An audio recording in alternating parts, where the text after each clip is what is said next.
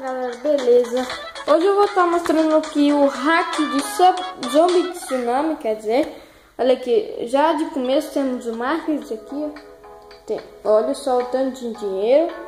Eu já tenho tudo comprado aqui, ó, para vocês verem as habilidades aqui, ó, tudo comprado. E aqui os chapéus também. E é isso. Então vamos lá jogar. Aqui, ó. Peraí. Play. Vamos usar tudo aqui, ó. Aqui. Vamos jogar. Já começa com mais ou menos 16 zumbis, pessoal. Aí, ó. 16. Olha lá.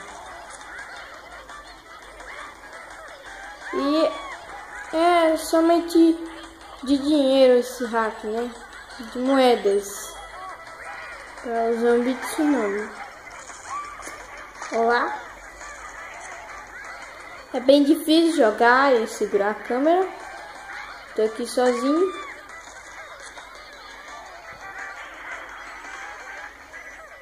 Olá.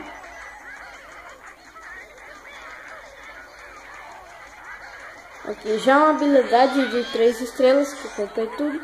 É o balão, né? Eu não gosto desse poder. Eu acho o pior de todos. Mas às vezes ele ajuda.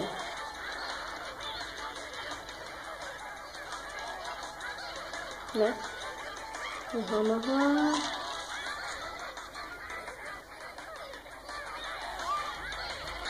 Aqui, pessoal, mais um poder de 3 estrelas.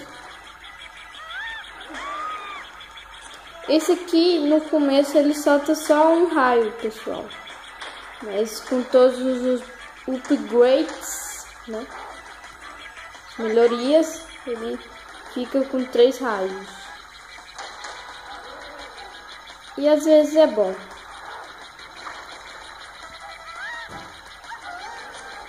Com raio eu não acho muito bom, pessoal. Olha, eu morri, eu posso usar uma chance aqui.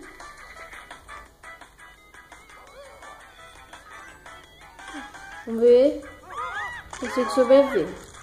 Não. Então é isso, pessoal. Foi só para mostrar esse hack mesmo.